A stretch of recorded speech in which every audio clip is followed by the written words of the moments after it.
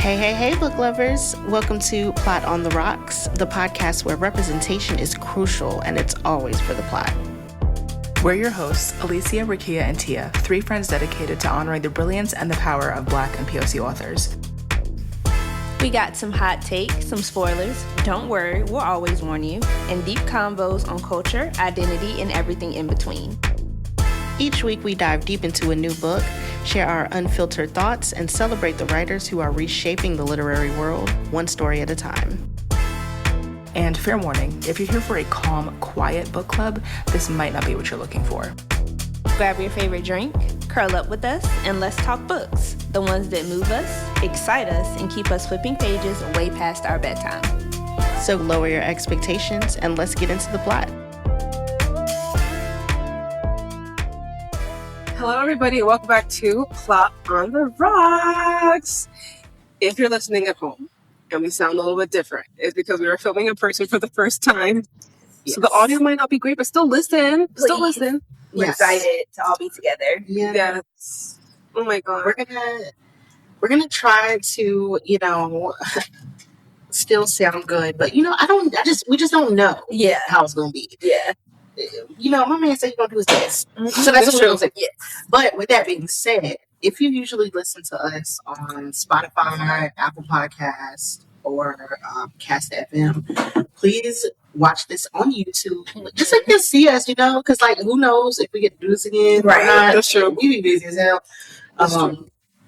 Yeah, but we're super excited. Yes. Okay, take it away. What did we agree? This title. Yes. This book is going to be by the infamous Quan Millz. This hoe got roaches in her crib. Okay. Just off the title, y'all already know it's going to be something. Let's take a breath. Yeah. Okay. Yes, it is called This Hoe Got Roaches in Her Crib. Okay. Mm-hmm. Now, I know it sounds crazy, but okay, so I don't know about y'all, but whenever I see him online, the comments are always one or two things: disgust, Yes. or somebody saying, "Yes, the titles are crazy, but the book itself is actually good." Agreed. This is true. The book was not what I expected from the title. No. Complete 180 from what I thought. Yes. And so that's why we wanted to read it. We were like, okay, let's give it a chance. Mm-hmm. Let's just see, we're trying to read a variety of different books. So yes. Expand our horizons. Yes. So yeah, we read it. And okay, what was y'all's first? I guess. Y'all,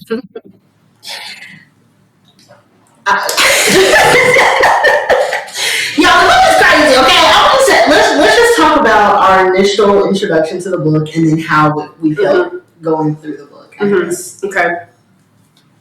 Oh, you're looking at me. It's my turn. I'm just in general. I didn't think I could finish it. Honestly, a few pages in, I was absolutely disgusted by her Quisha, by her house. There was a spicy scene in it. I don't think I've ever been disgusted by a spicy scene in my whole entire life. Nasty. I fast forwarded it. I was like, no, absolutely not. Yeah. But would I read one of his books again? No. I did it. And what's that? Just I've seen all I need to see, and I was excited. Yes. What about you, Rakia? I agree. Those first couple pages, utter disgust. That spicy scene where she said she did all that, she ain't had a common decency to brush her teeth first. I was a nasty hoe. So nasty. Nasty, put some clothes on. That's all. I took it back. Just nasty. Oh my god. But it was some. I did laugh. I laughed a lot in it. I did, yeah. And there was a lot of parts that made me actually sad. Yeah. Especially for the kids. Yes.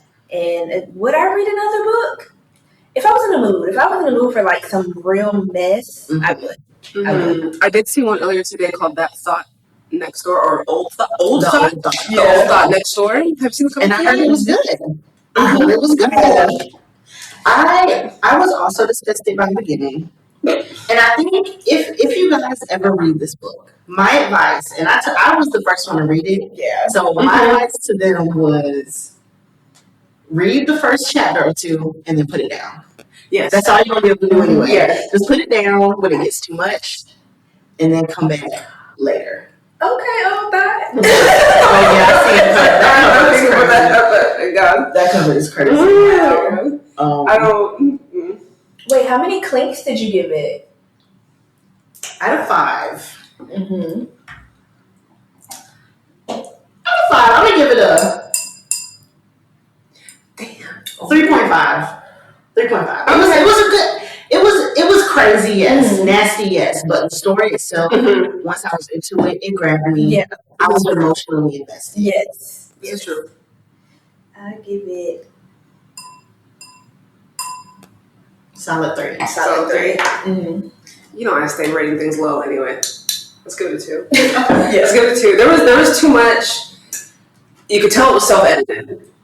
Because there were a lot of mistakes in there that he didn't go back and double check. So that kind of bothered me. But after a while, I was like, you know, I know what he means by that. And then I think towards the tail end, I fast forwarded a bit when what's the little girl's name? Maya, when she was in the hospital. Yeah. Because at the end of the book, it was a half a page of prayers. I don't want to read that. Okay, I get it. She's in the hospital. It's almost like he ran out of stuff to say. So it was like, yeah, we're just I like that part. You know what it felt like to me? Okay, actually, before we get into that part, let's do 2 things. Let's do a synopsis. Okay. So, that's true. In the book, okay, we are introduced to Frequisha and her 3 children. Maya is the only daughter. She also has 2 sons.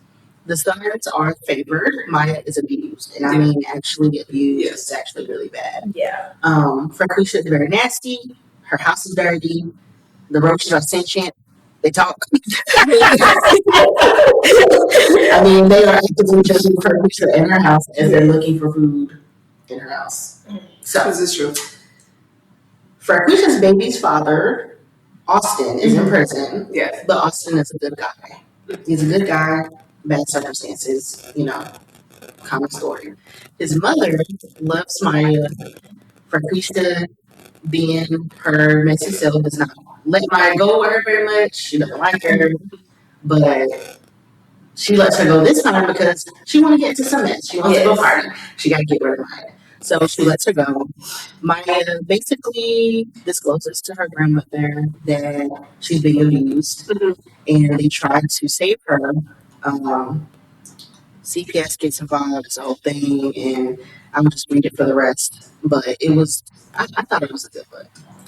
Now I have to remember what was the second thing. Oh, you got to introduce. What we drinking, girl? Tell us what we're drinking. Oh, God. We sipping. I made us all peach sangria. It's good. Yeah. She made this homemade. She made her own syrup. Yeah. Yeah. So I made a little peach syrup. What I do? Same measurements for the sugar and then water, and then I chopped up some peaches, cinnamon, nutmeg. Go with the recipe. Roach drinks coming very soon to a store near you. Yes, my bad. Yeah, ignore all that. She'll put any of the drinks. Be on the lookout for that. Yes, please. Yes, it is very good. It is good. Girl. I'm about to buy some for real. Oh yeah, I'm just. Wine gives me a headache, but I'm drinking it. But I'm also drinking an Angry Orchard hard cider. I love Angry Orchard. I'm forgetting about it. I always want it when I'm eating a burger. You know how some people like burger? I don't really like beer, but that I can do. Yeah, this is because it tastes like beer. Mm-hmm. So I can have it. Yeah. I used to buy the 12 packs. Yeah. Oh, the 12? Have it. Yes. But because they're cheaper. And I would have one, you know, a couple nights a week or whatever. I like the Bull Rock ones too. The Bull Rock. I saw that. Those are, they taste like they're good. They have different like blackberry. I was looking at that one too. I decided to just be safe. Yeah, they're good. And get this one. I will have to try it. Okay. So, y'all know we be drinking. Yeah. It's called Plot on the Rocks. For that reason. We be drinking some on the rocks. Yeah. Okay, so what I was going to say about the prayer situation and the ending of the book. So without giving it away, well, you know, we just spoil it anyway. Yeah, if this for some reason is y'all first time listening to us, we be spoiled. Yes, we get halfway through. Maya ends up getting bit by a roach at her other grandma's house, her the mean mom's house, the mean one, Mm-hmm. and she gets MRSA. Yeah. No, meningitis. Yeah. She gets meningitis, and she's in the hospital, and she dies. Yeah, it makes her go like brain dead and everything. Yeah. That pissed me off though, because I was like, what the hell? This man is trying so hard to get custody of her, and then she just dies. It's sad. But this is part of why I like the book. Okay, and maybe let's go into. Well, first I want to say this. Okay, before I ask this question, I think this book, especially towards the end, felt like a classic Black movie. Yes, that's what it felt like. Yes, and that's why I like the prayer scene. You get what I'm saying? It showed that scene that always happens in a tragic Black movie where the family finally comes together and they're just praying. You get what I'm saying? Yeah. Like it felt like I like that. Yeah, I like that. It felt nostalgic in a way. That makes sense. Yeah. I think for me, I was getting bored with the book. Yeah. And then I was like, okay, whatever. The family prayer I liked, and then it was a CPS person coming in, and it just to me, it just felt like he didn't have anything else to put down. So it was like a filler. It was like a filler part to me, not the family prayer part, but when the CPS section. Yeah, it's the third time it came up, basically, because even the dialogue was getting a little lazy with it. I get that. So I guess with that being said, that I think this goes into a question, which is, how does this book subvert the urban fiction genre? Because this is urban fiction. Yes. But it's a very different book than I've ever read. Yeah, this is true. I feel like it shines a little bit of a light on what people actually go through that they're either scared to talk about or ashamed to talk about. Because I feel like almost everybody knows somebody. Like, I would say her name wrong. Frequisha. Yeah. I feel like somebody knows somebody like her. But she got a lot of kids. She don't take care of them. Her house be nasty. Her kids be looking crazy. Just out here doing whatever. And it's a lot of women out there just like her, doing whatever she can, whatever she feel like it, hopping from man to man. And it's like, oh, that's horrible. But that's the life for a lot of people. Like how they're living, like roach infested, living in Section 8 and things like that. That is the life for a lot of people, and I feel like he kind of shined it. So it's not necessarily exclusion, but kind of like that. Like we see y'all too. Yeah. I think for me, the first thing I said when I started reading it was it was almost like it was overtly stereotypical. I think it kind of reminded me of like Frequisha was the welfare queen that like Ronald Reagan had coined, like and what people genuinely think were not, people. They go when they think of somebody, a Black person on welfare, is somebody like that. And I thought that, like you said, they do exist. They're there. But I think it's an overt stereotype of it. Yeah. That's kind of just like, Because even like the way he described, I think I wrote it down too. There were stereotypes in it with the way he described her versus her friends. Because I assumed that she was dark skinned by the way he described the way her color of her lips, how she was, whatever. But then her friends, you get introduced with her friends, and one of her friends, Taikisha, is short, fat, and Black, but didn't mind wearing loud, bold, neon colored lace fronts. And then you have the other friend, Antoinette, who's light skinned, and the way that he describes her is completely different than the way he describes Taikisha and Frequisha. So he describes Antoinette as lighter skinned, she was slimmer, she was of home health age, she's going back to school to get her RN license. So I was like, that's interesting. Yeah, to put it like that. So I don't know. Yeah, I think, and one thing I like after I finished it, I kind of was looking more into like his public statements about his books, and he did say that they were satire. Okay. Yeah. So, and I mean, you kind of get that, because, like you said, it's overly stereotypical. Yes. Whatever. But my thing is, it feels like to me, this was almost like reading the other side of the urban fiction we're used to. Because a lot of times the books will glorify hood life. And almost like all the characters are secretly wealthy. They're wonderful kids. They're perfect parents. And this we get the complete opposite. Yeah. That's a good way to put it. Yeah. That anybody in prison, they're coming out to Bros worse. Millions. Houses on. You know what I'm saying? Yeah, that's true. So it almost felt like he was like purposefully showing us the opposite. Like, no, this is actually like, this is the bad side. What could be going down in these neighborhoods or whatever. And yes, it was overly stereotypical, but like you said, we know people. Everybody knows at least one person like that. I feel like everybody knows somebody like Austin as well. Somebody from a 2-parent household, family, you know, doing okay for themselves, and you decide to be a gangbanger. Why? You're not even about that life for real. Yeah. You find yourself in a bad situation. Matter of fact, find yourself in a bad mother. But who technically is not his baby mom. Technically. What did you guys think of that? I was just like, so you got it running around, and then all of a sudden, like, my skin. And that was the thing, like, and for what? Like, why would she do? If she knew, I'm assuming she knew that wasn't the father. But it's like, if she knew, why put him through all of that? He was gonna take care of it, baby. But he put his family or his family. But she never brought her around the family.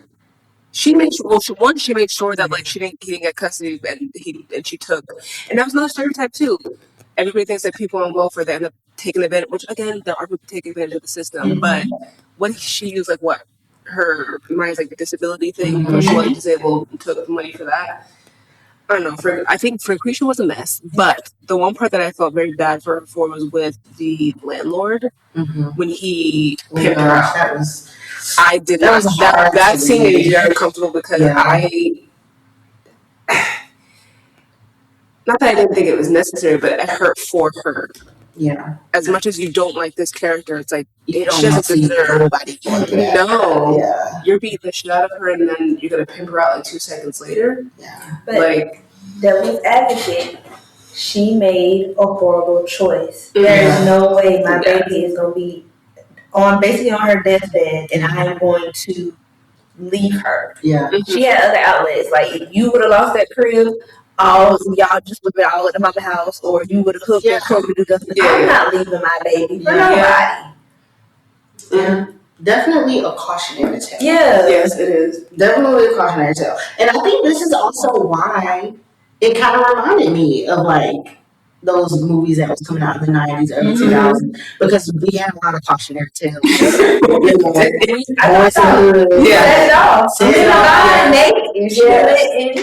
exactly when I thought about it. Yeah. Gosh, that part of it was it was sad. Yeah, it was heartbreaking. Because like obviously, and then like you start to see her kind of wake up a little bit, like, dang, okay, maybe I shouldn't have did that. Yeah. Too late. It was very late. Obviously, but like, damn. It was a good book, man. It was good for me. It was crazy as hell. Yes. Right. I mean, and watch it because like, how does this come to your brain? Because as many critiques as I have for the book, I think I liked it because it was again like it wasn't what I expected. Nothing happened like I expected. No, like I like yes, does the whole have roaches in her crib, but I really thought it was just gonna be about that. Yeah, but it was like so much more than that, and it was like, damn, like, people are right, you know. I mean, literally every comment section, people are saying the title is to catch your attention. The book itself is never going to be about the actual title. That's true. Just a lot of twists and turns. Yeah. Because even the daddy-daughter thing, I was so excited. And then boom, something happened. That's how I'm feeling. No, but at least they got to do it afterwards. That hurt my heart so bad. And then the scene where, did he get shanked or shot? No, he got shot. Is that there? But he got shot. Yeah, he got shot. And I was like, he's going to jail to get a longer sentence. It's like, got a week left. He about to get out. My heart. I know. I was so scared. Yes. Oh my God. I'm just, I hate it because I'm like, you sit here thinking like, okay, he's finally about to see his baby, and then all of this shit starts happening. Yes. Yeah. Like, oh my God. Horrible. At least he got to see her in the hospital, but like, Yeah. But she was, that must hurt too, because you're not awake, you don't know, you're not aware, and then it just, I did like Rick Beach's brother though. Yeah. He was definitely like, I'm not fucking with them. Yeah. At all. He was trying to be different. Yes. Ugh. That Mama though, Evelyn, trash. Trash. But I think that's where we should learn how to. I think because you learn behavior from that. Mm-hmm. Yeah. So how her mom treated her, she treated Maya. Yeah. But worse. Yeah. For a check. Yeah, literally for a check. Yeah. She was about to start conniving too to get Maya, and then once Maya, she connived to get the other two kids. Yeah. Can we talk about the scene where her sons beat her up? I'm sitting at work in the back eating my lunch. I'm just like, my mouth was open. I was just like, and I texted you. It was like, they're beating her ass. I was like, I just couldn't believe it. I could not believe it. For the listeners / watchers. Yeah. Okay, so at this part of the book, we see Freckleisha kind of realizing that Maya's told the grandmother's trying to get her, and now she's scrambling. She pissed off. She come home. She decides she's going to beat on her son. No. You just missed the whole entire part. The son got the babysitter pregnant. No, not only her babysitter, but it was Keisha's daughter, so her best friend's daughter. She got her pregnant. The beautician, daughter. Yes. I was like, Keisha was a beautician. I thought it was like Pauletta. Probably. But yeah, so he got her pregnant, and then she flipped out. Yeah. She flipped out. Yeah. And overwhelmed with everything happening. And we're not talking about a spanking here when we say a beating, y'all. I mean, she was like, take your clothes off, and I'm going to whip you. That's basically what it was. Naked. And then the other brother came in, and they just started curb stomping her. Yeah. Quite literally. Basically. And then, she burned him with a cigarette. Oh, yeah. Yes. And that's when they just Yeah. I thought she was going to die in that scene. And in that part, I was like, okay, good. CPS is going to come. They're going to see what she's doing. Yeah. They're going to ignore the fact that Maya's other grandmother kidnapped her and kept her there. But this is a great segue into CPS and their role in they piss me off. The book and in the Black community. They piss me off. This is a sensitive topic. This is a sensitive topic. But I will say, unfortunately, the book version of CPS is quite accurate. Mm-hmm. Mm-hmm.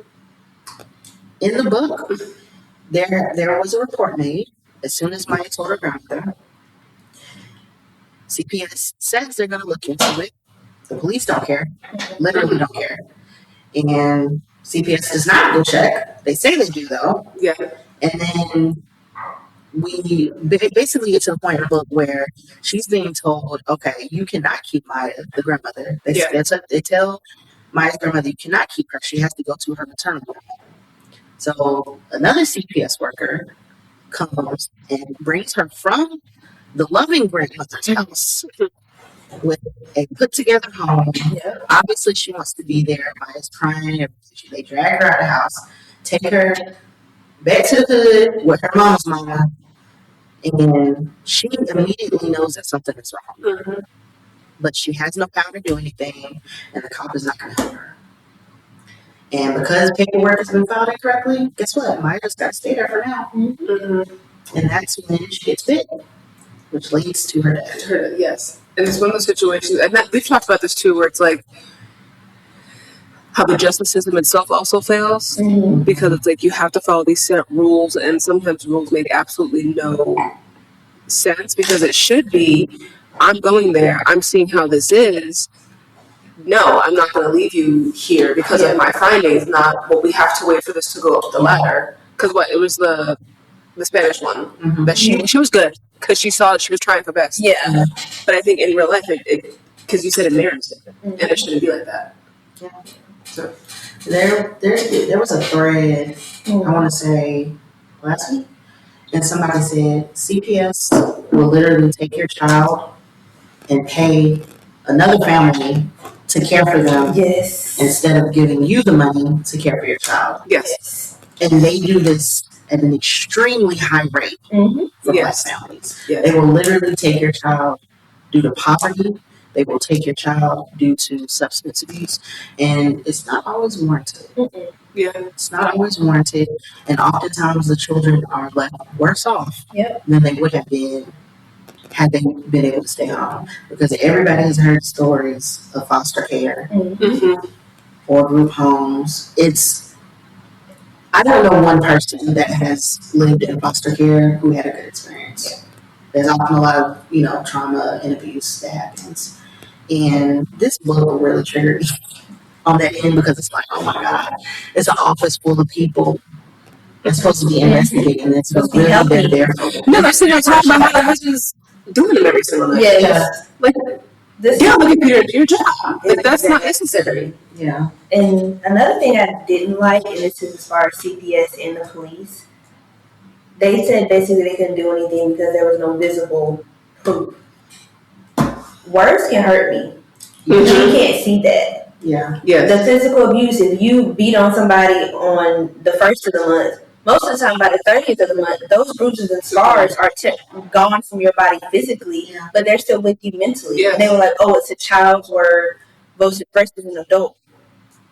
These kids out here got good sense. Okay. They can tell you right or wrong, yes or no, Yes. bad touch, good touch. Yes. So why can't that word be taken as true if somebody that they love is hurting them? Children are not given personhood. No, they're not. I truly believe that. No. There's a quote about that, and I'm not even going to paraphrase it because I don't remember, but I saw a quote about that, where it's like we don't treat children as like regular private citizens. We treat them as property, essentially. And are there children who lie? Yes, there are. Yes, there are. But most of a child doesn't lie to you. That's why they say if a kid tells you that you're ugly, then you're ugly. Yeah. Because and like it just boggled my mind, and it reminded me too of like how if a woman is abused and they can't get a restraining order and they wait too long, the police don't want to do a restraining order, they end up being killed. Remember she went to get the restraining order for Buddy, and it was like he hadn't done anything yet, so she had to wait. The second part, Tina and Deontay. Yes, The one she ended up with. Yes. Girl, Yeah. it took me a second. Okay.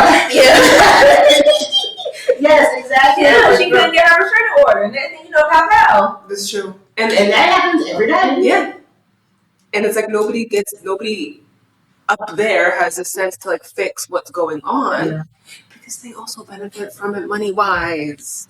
And that's why they just keep doing it, because this might be an extreme thought and an extreme thing to say out loud, but it's like sometimes I feel like the foster care system is a trafficking system. I mean, It ain't far-fetched. listen, okay, I'm about to go there. She's like, oh, she's No. Listen, if you listen to the podcast, you already know how I it hope is. let me get Doris thoughts right now. She's okay with There is a documented connection between the what's it called, Amber Alerts, and a recognized child trafficking ring. Documented. The woman who runs, or at least ran a few years ago when I looked into this, who ran Amber Alerts, literally had a family member who was actually legally charged with child trafficking. What? This is real. Now, hold on, I have my laptop. I'll look it up. That's crazy. Yeah, because this shit is real, and this is my thing, and this is already I'm not going to deep, but I'm gonna say it anyway. This whole country, unfortunately, this country is built on child trafficking.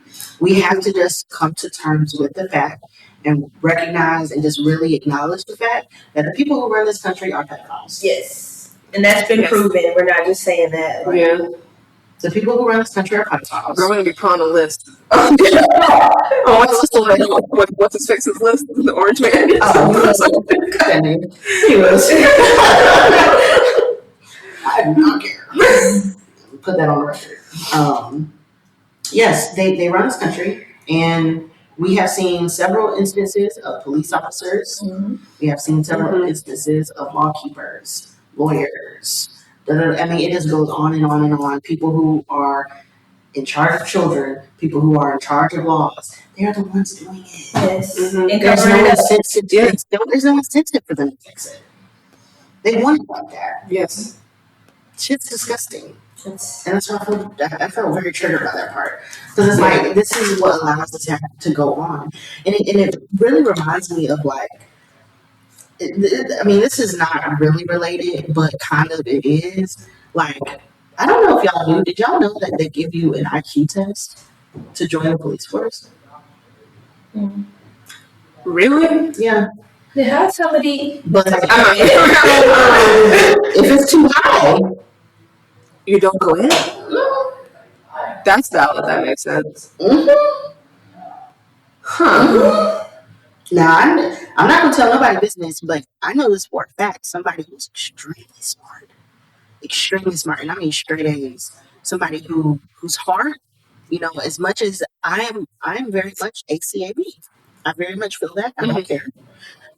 But I know this person wanted to do it for the right reason. Mm-hmm. They wanted to join to actually help the community. That's what they wanted to do. But they're the ones that always they're the ones that get shit on, get hurt in different ways when they're not agreeing or like joining the brotherhood of it. And it's sad because again, like you said, you have these people that want to do it, but then it's like one person against 100. Mm-hmm. And listen, this is the worst part. This person who has the heart, who has the intellect, who has the physical physique, okay, works out every day. They rejected him. Now tell me how that makes sense. Unless they want a certain type of person. Yeah. You get what I'm saying? Mm-hmm. And I feel like they do that with a lot of things, including the CPS system. Yes. If you care too much, probably not the job for you. Mm-hmm. But then think about it, like, would you, like, I think about me, I could never do that job. In reality, no. It would, all that stuff would just keep sitting. Yes. If you think about how many jobs it's really hard to do if you have too much empathy and you can't turn it off, and maybe you can compartmentalize for a while, but then eventually it's going to catch up to you and you just can't do it. Yeah. Oh God. So this is sorry. Oh my goodness. Yeah. This book really. One of the other questions was, do you think Quan Millz is using discomfort to call attention to bigger issues? Yeah. Yes. And I think that kind of 100% what we were talking about. I mean, the book was uncomfortable too. It was very uncomfortable. And there's another, it's funny you just said that just now where I pulled this. There was one quote up where, again, had to do with the landlord. And this is before, I just read this last part. She was like, I need to go out to the hospital. My daughter's getting ready for surgery. And this part made me uncomfortable too because it was very red pill, alpha male speak. Where he's like, you black bitches are so damn predictable. I swear one day y'all careless and reckless, don't know how to raise kids. Next thing you know, some shit happens. You don't act like motherfucking best moms in the world. Which, again, was that true to Fred Quisha's case? But there was some of it where it was kind of just like, it was kind of red pillish to me. Maybe I was like reading like too much into it for it. But I don't know. I just don't like how he wrote the black women in it. I don't. Yeah, I think it was on purpose. I know. Every time I say that, I don't know him. But I feel like, because, I mean, he didn't write all of them like that. He didn't write the mom like that. He didn't write Austin's mom. Yeah, the next mom. Tina didn't write her Tina. Yeah, she was a good person. She was good, yeah. She was trying to do things, and she was struggling, yeah. She was trying to get her life together. I mean, the CPS lady was not black, but she was Hispanic. So, and she was half. Oh, she was half black. Yeah, because I think somebody called her like Mexican or something like that, and she was like, "I'm from Gary, Indiana." Yeah, So yes, yeah. And I feel like what I can't remember his name, but Nate adjacent. I feel like he just had a bad heart, like just cruel person. Because you know, in the beginning it said that he goes back and forth to the Dominican Republic to get his basically get his fix, and he was like, "There's plenty of them people that gave him an extra $20 and they would said." So I feel like he has that mentality already. And it's like I have women who are susceptible to do whatever I say, and who do you think you are to tell me no? Yes. Very right. I'm gonna do that too. Mm-hmm. Yeah. I would not have been mad about that. It's disgusting. Yeah. So I was a little bit upset. Not upset that Frank Lucci died, but I think I was kind of like rooting for her to she kind of wheels started turning, so I was like, maybe she gets it now. So I was kind of a little hurt. I was kind of shocked by it, but I feel like after she told, granted she really didn't have no money, but I feel like people like that, you hook and crook. You didn't even have a couple pieces you want to lay your back to rest in a good way. Right. Yeah, that's true. Not her back, Mom. Go press that button. Wait, where are we at? We're at 3:45. Yeah. Just the side. There we go. 3:45 to let's wait till 3 seconds. Oh, it's working now. Oh my god. Ugh. Yeah. Sorry, go ahead. No, you're fine. That's okay. I just feel like she was just horrible the whole way. Yeah. I don't feel like there were any real good parts, except when she found out that Maya was in the hospital. She was like, "Oh my god, my baby's in the hospital," but why is she there? Right. This is true. Yeah. This is true. Ugh. She did everything wrong. I know. I'm trying to think someone really things about her. Everything wrong. Even though it don't work. Oh my god, where's the book? It just came out of it. Oh, there it is. So, another question. Taking it a little lighter. Okay. Let's talk about her mama being a hater. How's that lighter, girl? It's lighter than everything. A little bit. I mean, that was more of her friend than her mom. Let's be for real. Like that was her friend. Babies raising babies. Yeah, basically. Yeah. But then what got me was she was almost jealous at her lack of ambition, because she was like, she could have been a hairstylist, she could have been a nail technician, but she chose to be bouncing around from man to man. That's something you could have helped with. Yeah. And instead of wanting to help her, you're trying to take her kids away from her so that you can get money. Like, what? Yeah. And then put her in a worse spot than when she was that. The little thing, he was like, I know what I gotta do, throw my daughter under the bus. Yeah. Okay. Insanity. So everybody's fucked up in the whole entire thing. Yeah. So, she didn't stand a chance, honestly. No, she really, really didn't. And then, honestly, not to. I think if Maya would have lived, I don't think she would have stood a chance either. Really? No. I don't agree. Me either. Really? Yeah, because her heart was already sweet. No, not stood a chance with turning out like that, but standing a chance of being in the abusive environment. That's what I meant. Okay. Not her being. I don't think she would have. I would hope.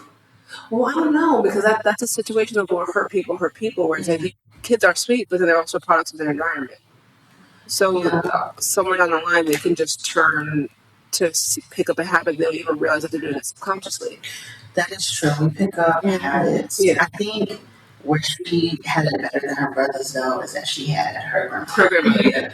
Because she did teach her manners. Yeah. She taught her, how to take care of herself a little better. Yeah. For Quisha wasn't even teaching her how to take care of her body. No. And hygiene. And, oh, gosh. Terribly.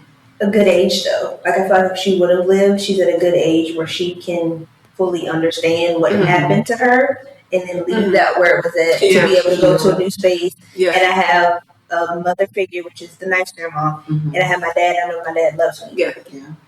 And I felt like he was going to turn his life. After that happened, he was turning his life around. Yeah. I'm so glad you got that money. Me too. I know. First, okay, let's talk about that. I'm too petty. I wouldn't have given her Quisha's mom a cent. I'm going to give you money. I'm going to give you a job and a place to live. Get the fuck out of my face. Excuse me. I'm sorry for real. I would have not. No. No, because sometimes you have to set up a boundary. Okay, you don't have to be a good person all the time, especially if people who like shit on you. Granted, was she right for suing? Yes, because they pulled a whole entire family to laugh on her granddaughter. Right. But no, not. I personally, I am not Michelle Obama. When they go low, I'm going to hell. Personally. And that's what he should have done. But you know what? He wanted good karma, I guess. Yeah. And I think, No, you good. I was just going to say, I really think he was just trying to get rid of it, like, make sure that they didn't bother him going forward. Even though I still wouldn't give it. But I see why he would have. Yeah. It's like one of those things where at the end of the day, it really is the right thing to do. Mm-hmm. But then, y'all weren't taking care of her. You could try to challenge the paternity. So you already knew. Which is crazy. You already knew. Yeah. You had to have known for you to pull some crazy stuff like that. And shout out to the judge. Yeah, shout out to the judge. Yeah, because he was like, you know what, you've been through it. Yeah. You're just gonna get off the $10 million? Mm-hmm. Yeah. I mean, I was very happy Me too. about that. He got to live his new life with his new wife, a new baby. Yeah. But I would have given the brother money. Yeah. For Christian's brother. He could have gone some. But the mom, no. You can live in your house. Yeah, I was crackhead Glenn, he would have got a couple $1,000 out of me. No, for real, because he was low key looking out for the kids to make sure nothing happened to him. That's true. On the mama, and then he, told a little bit so Pal could have it. Yeah, that's true. Yeah, he would have got a couple. So yeah, a little bit, but no, I wouldn't have given the mom anything. Mm-hmm. She's just lucky. Yeah. That's all I'm saying. Well, I sure would have put some money on her head. My baby she was at your house dirty. Yeah. Your daughter dirty and you dirty. Mm-hmm. And I'm having to look this up. Roaches be biting people for real? That's a thing? I don't know if that's real. Let's look this up. Let's do some. Do roaches? The bite the baby and do all that? Yeah. That's a serious kind of Okay, roaches do bite, but it is extremely rare. They will only bite living humans if there is a massive infestation and alternative food sources like crumbs and garbage are entirely depleted. So, like, if they do bite you, it means they don't have any food. So, basically, how he described the roaches, like, they were mad. They didn't have food. She cleaned up. Yeah. No, she's at the mama house. Yeah. Where she had been. They can they usually target exposed skin like fingers, toes, and eyelids to feed on dead skin cells, food residue, and oils. And she had pizza. Nightmare. Yeah, she did her face too. Nightmare. Oh, that's scary. That's scary. Oh my god, this is terrifying. Mm-mm. Very scary. So this is trying everybody listen to this. Clean house. Clean house. There's also another part too where we talk about stereotypes a little bit that I forgot I highlighted. It's when both Austin and Tina are going back to school, and like she falls in the courtyard. That was like so cute. Yeah, and he helps her. And then this one was the kind of stuck out to me where she said it had been a while since someone had shown genuine non-sexual interest in her, especially a black man. I feel like that last part wasn't necessary. Just because it fed into the, what's that for, the Mandingo stereotype of the overly sexualized black man. What? Why? It could be true. It could be true. I mean, now listen. Let me just clarify, okay? Because I didn't want to read about those full stereotypes of our people. This is true. And I love black men. Okay, love them. Married to one. Love them.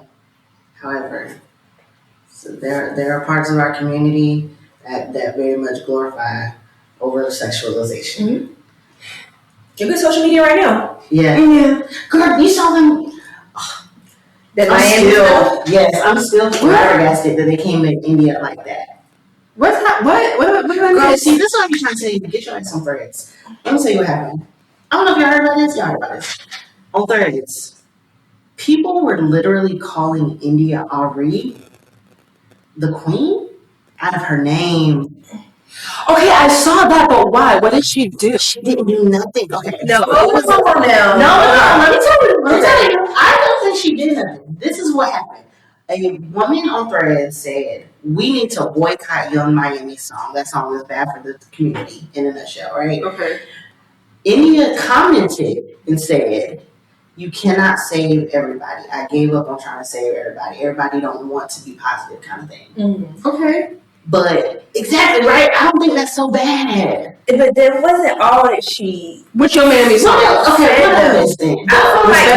Yeah. She made a song. Yes. I know it's about, I know it's about women. Just fun. It doesn't make people go do that. No. Just fun. I feel like some of the older, and granted, I like, India, I read some of her songs and stuff like that, but sometimes it pays for you to just mind the business that pays you. She didn't have to open up her mouth and say anything. No matter how she feels, that song is everywhere. It is. The message behind it to me is no different than what any of these other rappers, singers, MCs. And think about the songs we grew up on, and it's like we didn't.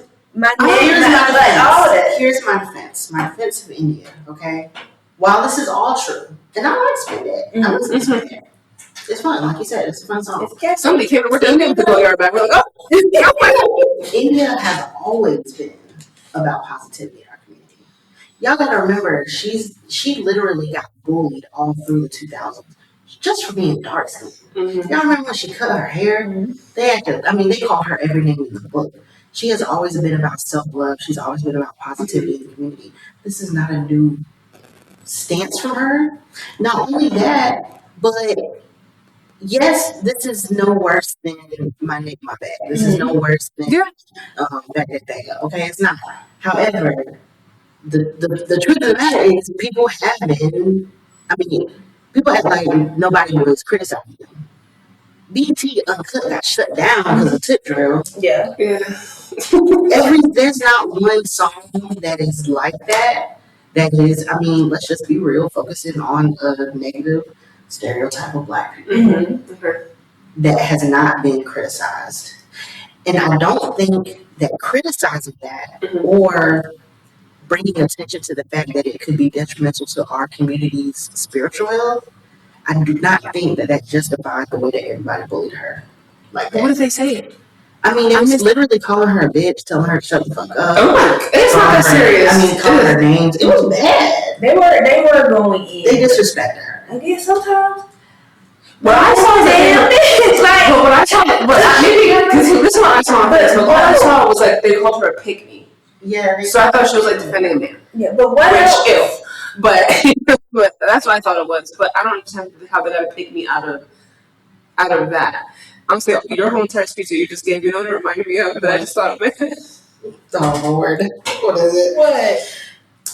The scene from Medea's family reunion. You know what that was? I already know what you gotta say. Your sister typing in her damn speech, gyrating.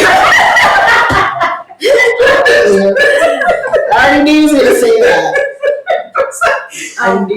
What did she say? What did the old lady? Is this on this land? Yeah. What is she talking about? I think we just need my whole stance and my defense of India is we need balance, we need nuance, and also we should not be so quick to disrespect others. We should not be so quick to disrespect women who. I'm as somebody who grew up as a dark-skinned girl in the early 2000s when it wasn't nothing but Hispanic people in music videos. I Am Not My Hair. That's a good song. That whole album really was really a huge thing for me. Seeing somebody who was not light-skinned, who was basking in the sunlight, being beautiful with her flowers and her, you know what I'm saying? Yeah. She deserves a certain level of respect. Mm-hmm. Go ahead. What did you say? We don't have sides. I did the full thing. Deserves respect for being who she is. Yes. But that's everybody. If we're gonna say it like that, yes. But that's what I get. She deserves respect for being who she is. That's what I'm saying. All she said was, "Hey, this song." Now, okay, that's like okay. For example, I'm gonna just use mommy. I know this is not you, but I'll just use my mom. Okay, let's say my mama only listens to gospel music. Mm-hmm. She don't like that other stuff. I already know she don't like that other stuff. If somebody come around playing, it could be damn Usher song. It ain't that bad. Mm-hmm. She's gonna say, "Oh, what you bringing in my house for? I don't like it. That's not good." Like, okay, maybe she's feeling a little stronger. I might be like, Mama, it's just Usher. But she's allowed to feel like that, and also I should not disrespect her for feeling like that because she did not call Usher no home wrecking hoe, no slut. She just said, "I can't do that. I wish y'all didn't listen to that." You get what I'm saying? Yeah. Okay. That's all I'm saying. Cause she hasn't said nothing yet. Yeah. But damn, Rakia, That or again, I went the what's name with your mom? Yeah. That's your mama. India, we don't know that. We don't know that one. India don't know Young Miami. And again, like, I feel like if she's gonna say something about that, she needs to open up her mouth and use her platform to say stuff about every other song. I don't be seeing her. She was India has been India. That's the whole thing. She did not say my Young Miami name. Everybody should start her. Yes, but she was commenting on somebody else's status. I feel like it was more than my phone. I have more than one post when she said something else. She said, okay, somebody had a comment about her and was like, in your please, we know the song is childish, we don't care. She had an average door from the video that's ready for love, blah, blah, blah. And she was like, look, if y'all want to drag, at least be mad about what I said and not with somebody. Wait, I can't fucking read I had one thing. I did not call for a boycott. That was someone else. LOL, this is absurd. I would really be sad if I expected anything better from y'all. LOL, geez. Let me see. She said, one, I spent my entire adult life caring way too much because I finally learned that not everybody cares with capital C, and explaining to them is not going to make them care. Everything you listen to, see, or eat is going to influence you. That's that. That is valid. The energy you put out is the energy that you do get. To me, that's what I think. So make wise choices. Finally, I realized that not everybody wants to get free, and it was a very, very, very good awakening SMH, because the mass acceptance of the song is a crystal clear sign of this much bigger truth. What I did not say is that everybody needs to wake up, that there was a problem to be fixed. I called it the truth that I personally don't like, which is my right, that the song needs to be boycotted, because I don't believe that. Everybody's going to make the choices they want to make. What does boycotting have to do with it? So if you like my comments, at least don't like what I actually said instead of what somebody's telling you I said. So, in light of that, what do you think? How are you feeling after reading that? You still think it's too Jay-Z? Because I feel like you said, I get the elders and stuff like that. She's a high vibrational woman. Yeah. So I feel like when you have a high vibrational woman, but something that could be considered like a low vibrational song, it like disturbs. I don't make any fucking sense. No, I get what you're saying. She is a different type of person. The way she cares to sell, the way she feels about the earth and all of those things. And that's what's always made her her. Yeah. So if other people want to do and listen and make this catchy, and granted, I do believe that what you put out and what you receive is essentially going back and forth. But me singing "Spin That" is not making me want to jeopardize my future going scam. Yeah. Exactly. I think that's the point too, where where it's not. To maybe her response was like a little dramatic. Maybe looking back at it. Like, I can see how people was coming. Okay, this is how she's coming. But like again, like you said, like I'm gonna sing the song, but like I don't want to do that. That's true. And I think that's true for most people. And I think that's why my takeaway from it is I wish everybody had more nuance. There were people on one side saying, India, shut the fuck up. Mm-hmm. Then there were people on the other side saying, she's right, y'all some blood buggers. And I'm like, where are the people in the middle? Because at the end of the day, let's just be real. It's the internet. People on the internet don't listen to people that are in the middle, because I'm no offense to people on the internet. A lot of y'all don't have common sense or critical thinking. It's true. It's polarized. It's black and white. And that's it. In life, it is gray. Yeah, it is gray. And I think, sorry. I think, because from what I have read, because I didn't know, because all I saw was like, what the fuck happened to NDRE like last week, and then I just never really cared to look at it. It was like, her point is valid. Mm-hmm. Other people's points are valid too. Yeah. Truths can be true at the same time. You don't gotta call her a name. Like, damn, like, let her have disrespect each other. That's my whole takeaway. Your takeaway is the disrespect part. Gotcha. Because everybody writing some kind of way. Mm-hmm. Like I said, I like Spandex. Mm-hmm. I also love India. Every song I heard, like I said. But why can't we just like acknowledge? And I know that's a lot to expect from the internet. Yeah. I know that's a lot to expect from the internet. But like, can we just have some productive dialogue? Like, there is room to say, hey, niggas be scamming each other like in real life nowadays, and kids are growing up thinking it's cool to scam and steal and shit. And it's not the musician's responsibility to do that. It's Cardi B said something like that, where it's like people were tagging for her music, and she's like, "I'm not raising your kids. You are. Her kids don't listen. It's like again, like I'm not raising you. You need to guide them into what it is, but you can also acknowledge that music is influential in certain things. But also, like, let people have fun. It's a balance, and I think if this kind of does time for the book. Mm-hmm. I think if we can better acknowledge the risks, then everything as a whole can improve.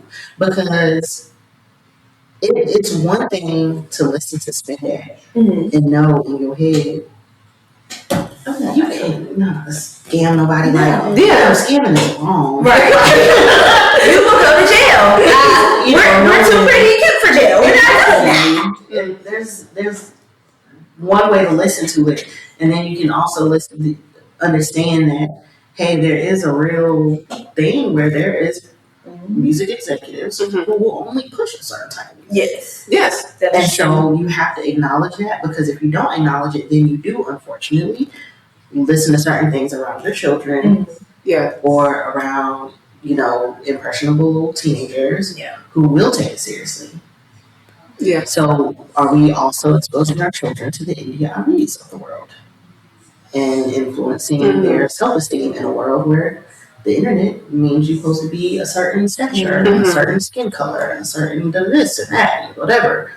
It's just balance. Yeah. I really think that's the whole thing. Like, let's get balance. Tip skills. Yeah. Okay. I'm too serious. Yeah, I get you. You're too serious. I'm scared. Mm-hmm. I'm scared.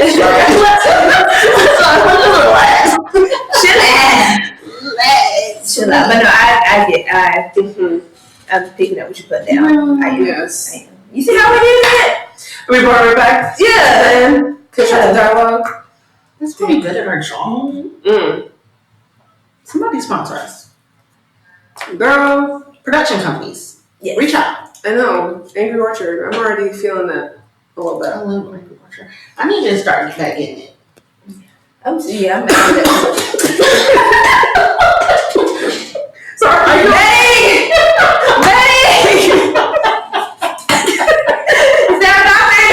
Hey, we're talking wrong back.